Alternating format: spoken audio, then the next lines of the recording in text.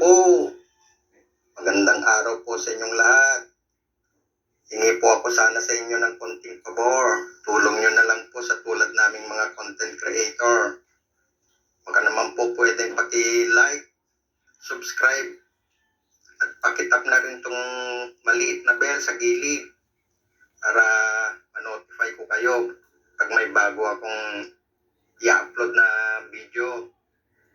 Sana huwag niyong kalimutan mag-subscribe. Salamat po. Sige, huwag na natin patagalin. Ito na, makinig at manood na po tayo. Yun namang mga taong nagsasabing, pagod na ako, hindi ko na kaya.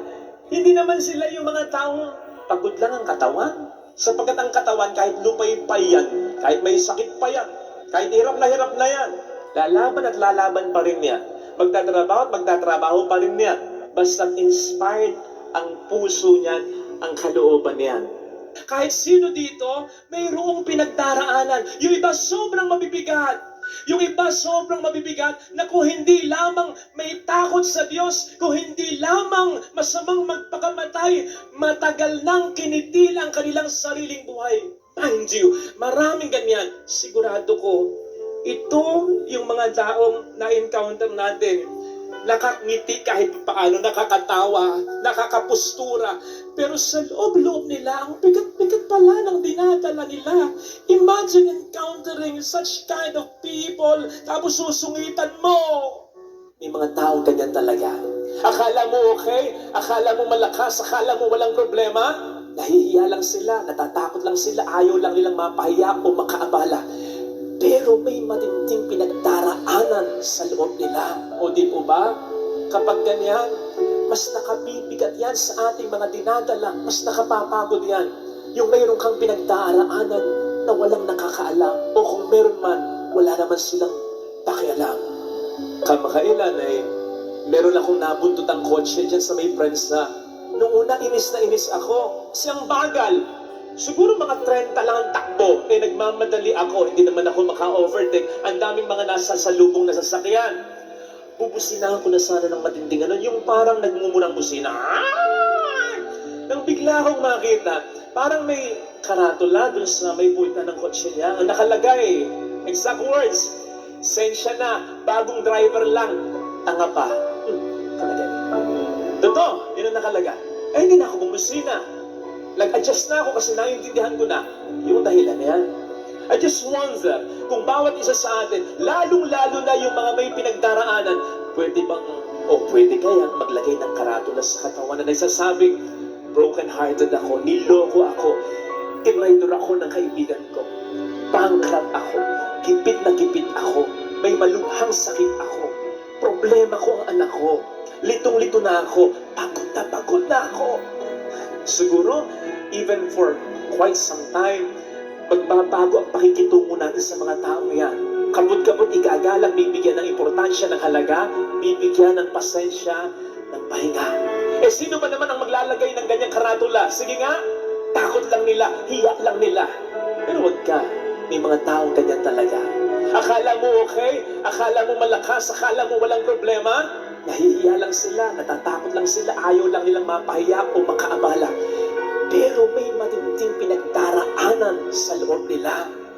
Kaya kapag makausap mo ng heart to heart, nagsisimula pa lamang kayo umaantungan na. And so brothers and sisters, let us always be nice and kind to one another. Sapagkat hindi mo alam ang pinagdaraanan ng tao sa buhay. Hindi man tayo makabawas, huwag na tayo makalagdag pa, sapagkat sa mga taong very down na, kaunting bagay na nega, ikatutumba, ikakawalang pag-asa nila, maawa ka, kailangan nila ng pahinga. Kaya nga saktong-sakto ang ating mabuting balita para sa lahat, lalong-lalo na para sa mga may matinding dinadala at pagod na. Ang sabi ng ating Panginoon, lumapit kayo sa akin, kayong lahat ng nabibigatan, at bibigyan ko kayo ng kapahingahan. Siya ang pinaka-nakakaalam at siya ang may pinaka-pakialam. Yun nga, sabi nga natin, yung mga buhok mo bilang niyang lahat. The most insignificant part of our body, He knows my heart. Bilang na bilang niya, tigi-tigisa. Yun pa kayang nakapagpapalungkot sa'yo, iniiyakan mo, tumutulog sa puso mo, nakapagpapapagod sa'yo? Of course He knows, and of course He cares. Kaya yung imbitasyon niya, heed it, come to me. Notice na hindi niya sinabing, lumapit ka sa kung saan, sa kung ano, sa kung sino. Kasi madalas, kapag napapagod na tayo, ang tendency natin mag-relax, mag-unwind, pupunta kung saan-saan, bibili ng kung ano-ano, kasama sa kung sino-sino. Minsan, masama na impluensya pa. Minsan, masasama sa pagkakasala at pagkakamali pa. Para makapag-unwind lang. Talk about clean fun, good fun. Okay yan. Pero, ano bang natutugunan yan kundi ang pagod lamang ng katawan? Hindi ang pagod ng kaluluwa. Ang sinasabi sa ating ikalawang pagbasa, hindi lamang tayo katawan, tayo rin ay kaluluwa. At sa pagitan ng dalawa, mas dapat natin inaalagaan, pinapalakas, nire-recharge ang ating espiritu. Alalong pag sinasabi sa atin ni St. Paul sa ating ikalawang pagbasa, mamatay ang katawan, pero buhay ang espiritu. Mabubuhay pa rin tayo. Pero patayin mo ang espiritu, paghinain mo ang espiritu, kahit malakas ang katawan mo, hindi na ito uubra sa kahit sino o kahit ano. Kaya nga mayroon tayong tinatawag na fighting spirit. Lupay-pay na yung katawan, bali-bali na yung buto, nakasadsad na sa lupa, mahinang-mahina na, pero kung may fighting spirit yan, lalaban at lalaban pa rin yan. Ganon kahalaga ang espiritu, ang kaluluwa. Kaya nga ang sinasabi ng Panginoong kapahingahan mas mahalaga sa Ebanghelyo ay kapahingahan na dulot niya, kapahingahan para sa kaluluwa, sapagkat ang ating katawan ay humuhugot ng lakas sa ating kaluluwa. And so sige, basta clean fun ha, relax, unwind, pumunta ko saan-saan. Kung may oras naman at kung may panahon, lalong-lalo na with your loved ones, uminom ng mga vitamina, mag-unwind, mag-relax, magpaspa. Come. Pero huwag mong kakalimutan ang laging pagdarasal at pagtawag sa Kanya. Huwag mong katatamaran ang banal na misa. Establish a deeper and stronger relationship with Jesus. Sapagkat yun ang itutulot niya sa iyong pahinga. Yun ang magbibigay sa iyo ng ibayong panggana para mas magsikap at mas kabuhay ay lumaban pa. Yun yung pahinga na sinasabi sa Biblia, ang Diyos ay nagpahinga. Pero yun ay matapos niyang likhain ang lahat at nakita niya na ito'y maganda. Yung nakita mo, yung pinagpaguran mo kahit paano ba'y natapos na. Experience will tell us na ang pinaka nakapagpapapagod sa atin, yung paulit-ulit na lang, hindi na matapos ang problema. Sa negosyo, sa trabaho, sa pamilya. Diyan tayo gustong ipahinga ng Panginoon. Ano ang sabi ni Yahweh sa Isaiah 4 verse 2? Ang inyong mga sibat ay gagawin kong sunsod, ang inyong tabak ay gagawin kong karet. Saan ba ginagamit ang sibat at ang tabak? Hindi ba sa pakikipaglaban, sa pakikipagdigmaan? Saan namang ginagamit ang karet at ang sunsod? Hindi ba sa pag-aani or sa harvest time? Sinasabi kasi ng Diyos yan, hindi sa habang panahon makikipaglaban ka, mag-e-effort ka, maghihirap ka. Darating ang pagkakataon, naaani ka ng magandang resulta. Mapagtatapos mo pa rin ang mga anak mo, maabot mo pa rin ang pangarap mo, maiayos mo rin ang buhay mo, ang pamilya mo, gagaling ka pa rin sa sakit mo, tituloy pa rin ang anak mo, magbabago pa rin ang asawa mo. Darating ang pagkakataon na ganito, na mayroon kang magiging pahinga. Basta matuto ka sa Kanya, sa tama lang, sa totoo lang, sa mabuti lang. Lagi kong pinapayo, halimbawa sa isang kabiyak na gustong tulungan ang kanyang asawa sa pagtatrabaho, bagamat hindi po pwede kung minsan nung hindi niya kaya, for some reasons. Ang lagi kong sinasabi sa kanya ay, maging faithful ka. Iwas ka sa bisyo, iwas ka sa tukso. Alagaan mo ang mga anak ninyo. Yun lang malaking tulong na sa mga anak. Yung magmahalan kayong magkakapatid. Pagbutihin niyo ang pag-aaral ninyo. Iwas din kayo sa bisyo. Kung kayo maliliit pa, ligpit ang pinaghigan, pinagkainan. Huwag magdadabog kapag inuutusan. Huwag sasagot kapag pinagsasabi. Yun lang, pakalaking tulong na. Sa mga may karamdamang inaalagaan. Yun lang, maging positibo lagi ang outlook ninyo. Yung inumin ninyo ang gamot ninyo sa oras. Iwasan ninyo yung mga pagkaing bawal sa inyo at iwasang magreklamo ng magreklamo. Yun lang, napakalaking tulong na. Yun lang, kamustahin mo yung nanay mo, yung asawa mo, yung tatay mo, yung anak mo, yung kapatid mo, na kailaki ng suporta sa pamilya ninyo. Okay ka pa ba? Baka may problema ka. Kaya pa ba? Baka gipit ka, huwag ka nang magbigay ngayon. May naipon naman ako kahit pa paano. Bilhin mo naman yung gusto mo, huwag lamang puro kami. Isipin mo rin ang sarili mo, mag-relax ka. Kahit pa balas bunga lang, malaking bagay yun. Na binibigyan mo ng pataan yung nagsasakripisyo para sa inyong pamilya na pwede kang hindi magbigay ngayon. Pwede mong bilhin ang para sa iyo. Pwede mo rin isipin ang sarili mo na alam mo namang hindi naman niya din gagawin. Kasi bago siya, kayo muna. Pero malaking bagay yung inaalala mo siya. Yun namang mga taong nagsasabing, pagod na ako, hindi ko na kaya. Hindi naman sila yung mga taong pagod lang ang katawan. Sapagkat ang katawan, kahit lupay-pay yan, kahit may sakit pa yan, kahit hirap na yan, lalaban at lalaban pa rin niya. Magtatrabaho at magtatrabaho pa rin niya. Basta inspired ang puso niyan, ang kalooban niyan. Kaya nga tawag natin, di ba? Lakas ng loob, hindi naman lakas ng labas o ng katawan. Sapagkat ang ating katawan, ang ating pisikal ay huhugot ng lakas sa ating kalooban, sa ating espiritu, sa ating kaluluwa. At kaya nga din yung mga nagsasabing nakawawala ng pagod. They are not really pertaining sa pagod ng kanilang katawan, kundi sa pagod ng kanilang kalooban. Yung bang akalain nila na sila na lamang lagi ang nagdadala ng problema sa kanilang pamilya, nakakapagod yun din, hindi ba? Pero yung maramdaman nilang someone cares for them, someone understands them, someone is thinking about them, someone is appreciating what they've been doing, malaking bagay yan. Nakapagpapalakas ng kaluluwa, ng loob at ng espiritu yun. Kaya nga, yun ang alok na kapahingahan ng ating Panginoon eh.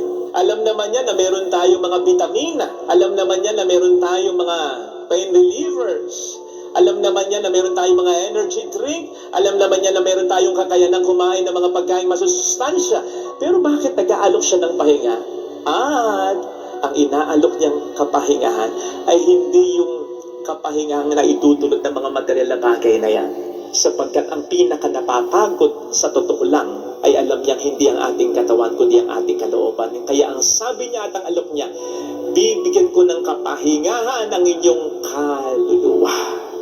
Hindi natin kinakailangang mawalan ng mga trabaho, mawalan ng mga alalahanin, mawalan ng mga sakripisyo. Sapagkat lalo pa tayo'y nagmamahal, ay nako, kahit sabihin sa'yo ng isang taong tama na, sige ka pa rin, magtatrabaho ka pa rin, aalalahanin mo pa rin, kahit may iba nang nag-aalala, kahit may iba nang gumagawa, gagawa ka pa rin kung ano magagawa mo. Kahit may iba nang nananagot, pananagutan mo pa rin, lalo na ang responsibilidad mo sa pamilya mo. Ganon kapag nagmamahal ang tao. So hindi kinakailangang mawala ang lahat ng mga alalahanin, trabaho at sakripisyong ito. Ang kinakailangan lamang ay yung alam nating may nakakatuwang, may nakakasama tayo. Kahit nga ang ating Panginoon nakapagpahinga sa bangka, kahit na ito'y binabayo ng hangin, ng alon at bagyo. Bakit? Sapagkat alam niyang may katuwang siya, may kasama siya. Sino? That time hindi ang mga alagad niya na walang pananampalataya o mahinang pananampalataya sa kanya, kundi ang Diyos na nagsabi sa kanyang, "This is my beloved Son in whom I am well pleased." Kaya sana, dalangin natin sa misa, makaramdam tayo ng katuwang o kasama. Hindi necessarily yung gagawin din yung ginagawa natin, kundi yung magpaparamdam na sila'y kapanalig, kasama, kaagapay natin, nagmamahal sa atin, concern sa atin, na-appreciate ang lahat ng mabuting ginagawa natin. Ngayon, hindi man natin ito makuha sa iba o sa kanila, kuhanin natin ito sa Panginoon. We just have to come to Him. Yun naman ang sinasabi niya at imbitasyon niya sa atin. Come to me. Lumapit kayo sa akin and surrender everything to Him. At panghawakan natin yung sinasabi niya sa ating, I will be with you always until the end of time. I love you. I know the plans I have for you. Do not fear. Do not be afraid, for I am with you. Sapagkat ang pangako niya sa ating salmong tugunan, nasa isip niyang lagi ang kanyang sinabing mga salitang yan. nagpangako niya sa atin na kanyang mga hiniram. Just imagine kung gaano katindi yung burden na maaalis sa shoulder natin kung ang lahat ay pagkakatiwala natin sa Diyos natin. Lord, gagawin ko ang makakaya ko, pero bahala ka na. Kung magiging totoo lamang tayo sa mga salitang yan, Lord, ikaw na ang bahala. Pag ganun kasi, may mangyari namang mga problema. Alam mo, backup mo siya. Pwede siyang gumawa ng biyaya kahit sa mga darating na problema.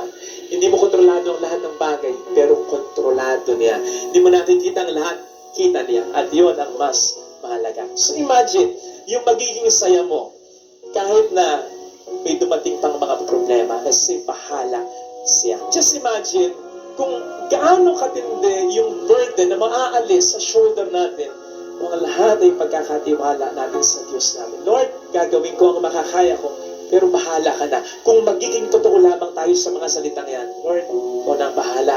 Pag ganun kasi, may mangyari namang mga problema. Alam mo, backup mo siya. Pwede siyang gumawa ng biyaya kahit sa mga darating na problema. Hindi mo kontrolado ang lahat ng bagay, pero kontrolado niya. Hindi mo nakikita ang lahat, kita niya. At yun ang mas mahalaga. So imagine, yung magiging saya mo, kahit na may dumating pang mga problema, kasi bahala siya. Not just that, kapag tayo mapagkumbaba, hindi mo lamang mararamdaman ang pagmamahal at guidance ng Panginoon Kaya ka sasaya. Magiging mababaw rin ang kaligayahan mo. Kapag mapagkumbaba ka, makikita mo ang mga biyaya niya na hindi mo na kinakailangan gumasta ng malaking pera, pumunta na kung saan-saan.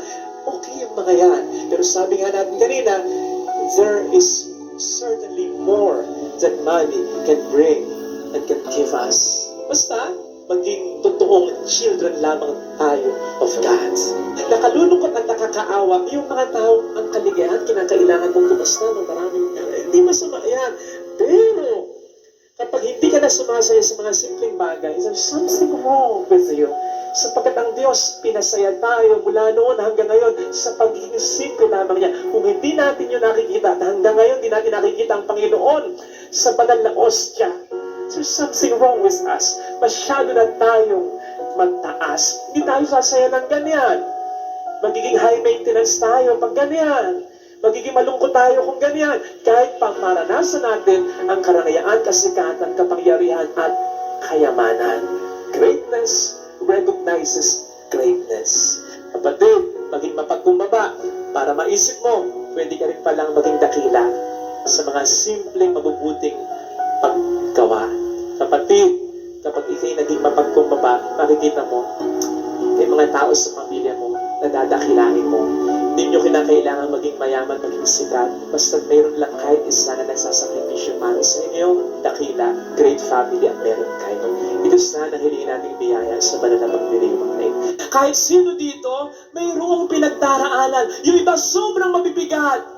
Yung iba sobrang mabibigat na kung hindi lamang may takot sa Diyos, kung hindi lamang masamang magpakamatay, matagal nang kinitil ang kanilang sariling buhay. Mind you, maraming ganyan. Sigurado ko, ito yung mga taong na-encounter natin. Nakakngiti kahit paano, nakakatawa, nakakapustura. Pero sa loob-loob nila, ang bigat-bigat pala ng dinadala nila. Imagine encountering such kind of people, tapos susungitan mo. Hindi masyadong narinig yung inutos mo. Ihiyain mo. Simpleng pagkakamali, mumurahin mo. Tandaan mo yung minumura mong kasambahay mo. Pag uwi ng bahay niyan, anak yan, o kaya natay yan, o kaya nanay yan. Gusto mong minumura ang nanay mo? Niloko na ito. Lulukohin mo pa. Umuutang sa'yo, papatungan mo ng patubong sobra-sobra, tapos sasabihin mo, tinutulungan mo lang siya. Kung hindi ka magpapatubo ng sobra-sobra, kung hindi niya kakagatin yun, magpapautang ka. Sa pamilya ganyan din. May mga pagod na, bibigyan mo pa ng sama ng loob, patong-patong na ng problema, dadagdagan ka pa. Ano sa paningin mo, sa pakiramdam mo, ang magiging pakiramdam nila? Ganito, dapa na, sinusudsud mo pa, sinusubsub mo pa. Huwag naman sana. Lahat tayo, totoong may pinagdaraanan. Kaya kung minsan, kung makapagsalita ka, gano'n na lang, bakit? May pinagdaraanan ka rin sa pamilya mo Okay. Pero, daraanan. Hindi totoo yung kasabihan, we are all in the same boat. Sapagkat yung iba sa atin, naka-cruise ship. Yung iba sa atin nakabarko. Yung iba sa atin nakabalsa. Yung iba sa atin styrofoam na lang ang hawak sa gitna ng karagatan ng problema. Ikaw, maganda pa support system mo eh. Nakahawak pa at parehong kamay mo. May humahawak pa sa'yo. Sila baka dalinin na lang. Tapos, itutulak mo pa. Kaya sana mga kapatid, in this world where the devil has spread so much hate, piliin nating maging mabait. Kasi, sigurado ko, people come into our lives not by accident.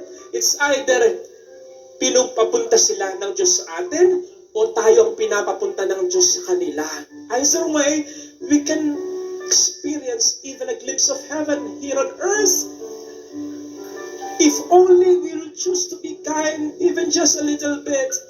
Yung bang konting tip, konting smile, konting pagiging considerate, yung kahit hindi mo gusto yung binibenta niya, nakita mo, sigurado, tagal nang nasa ilalim ng sikat ng araw, bilhin mo. Kahit ipamigay mo na lang yung binili mo. Sa pamilya, konting thank you, konting lambing, konting thoughtfulness, konting pag-aalaga, konting pag-ahalaga. Nako, kapag ganyan, kahit konti lang, masusungkit natin ang langit kahit saglit. It will have a ripple effect. Babalik at babalik. You won't be wasted. So isipin po ninyo, kung lahat tayo at kung lagi tayong magiging mabait, ang mundong ito ay magiging parang langit. So hindi po tayo nilikha ng Diyos para maging malungkot dito sa daigdig at upang maging masaya sa langit.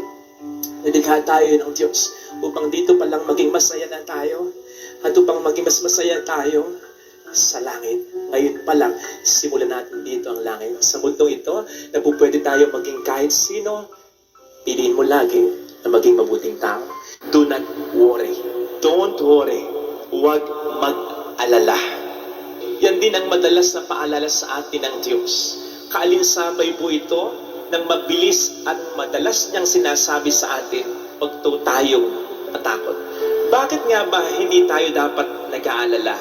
Two things. Simple lang para mas madaling maintindihan, tandaan. Sapagkat ang worrying ay irrelevant at irreverent. Irrelevant kasi hindi nga po mahalaga. Kanina, ni-research ko pa, kaya bahagya ako na late sa misa. Lagi kasi nating sinasabi, wala namang gamit yung appendix. Nakasasama lang.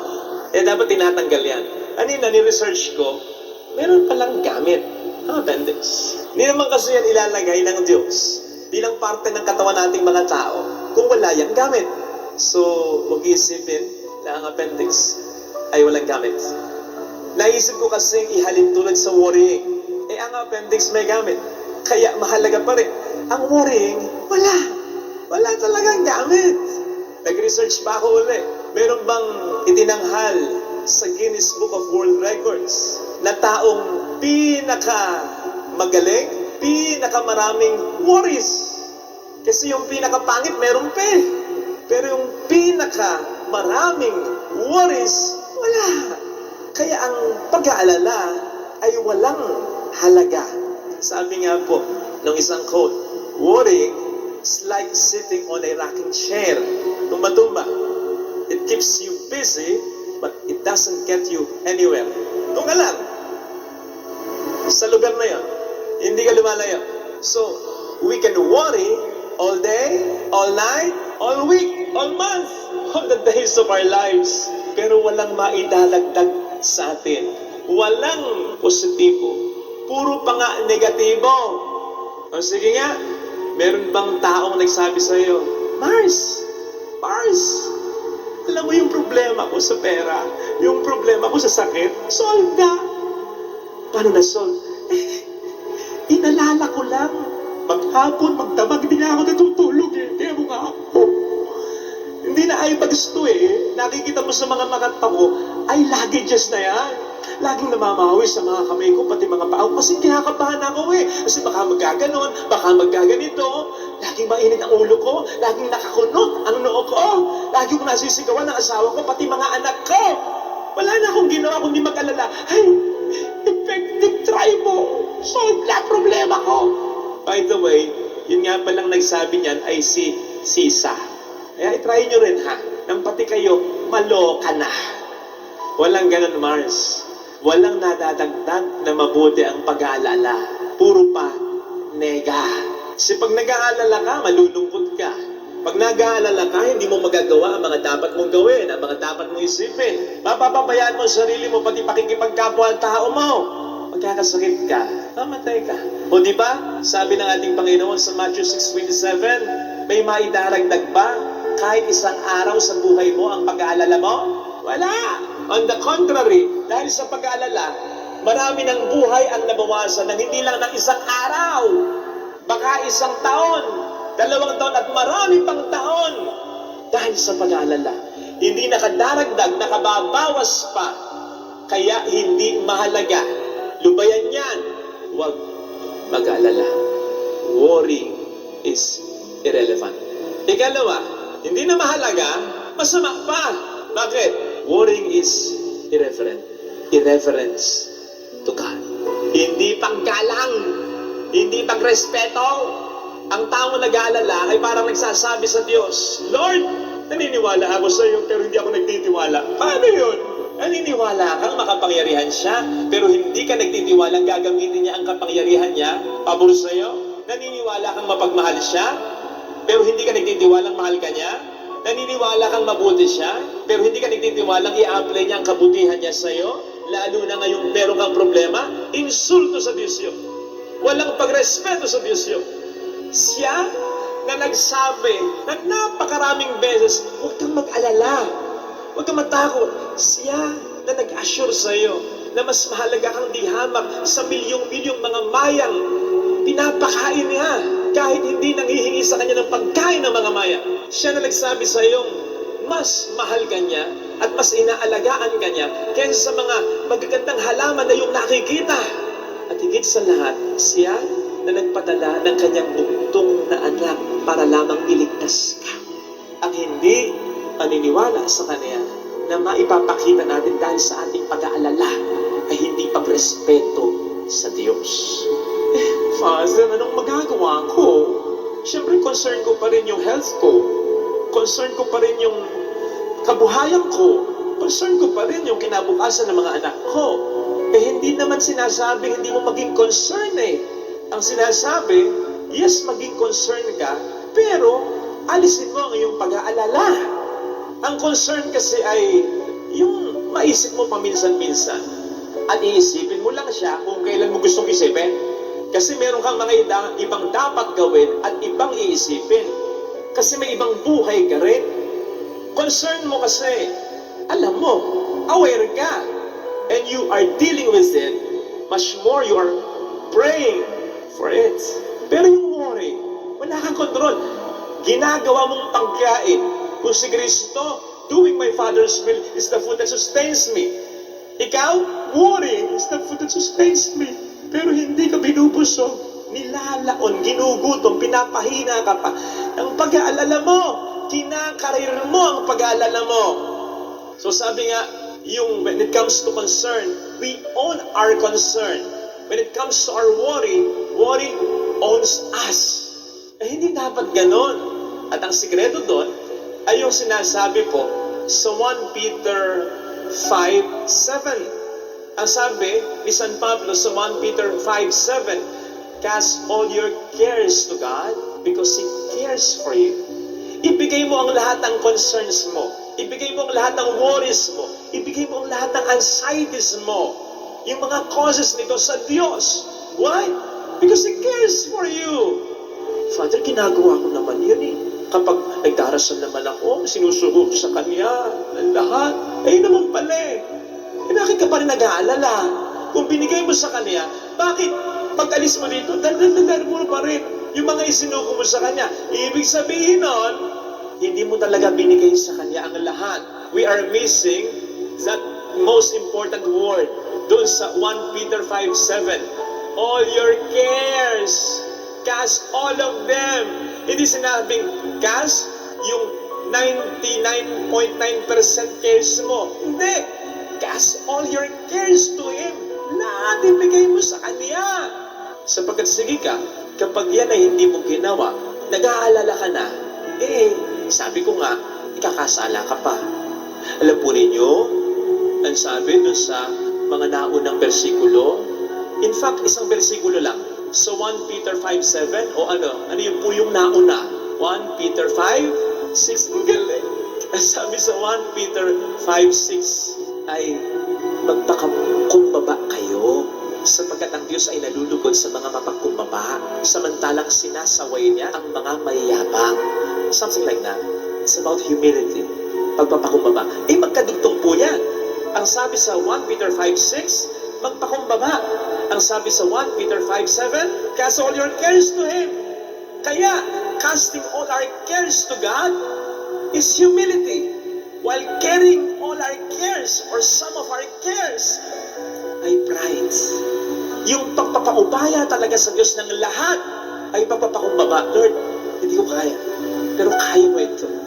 Alam ko, tutulungan mo ako. Mula ngayon, hindi ko na masyadong alalahanin ito. Isipin ko paminsan-minsan. Pero hindi araw-araw, hindi minuminito, hindi segundo. I'm casting all my cares to you.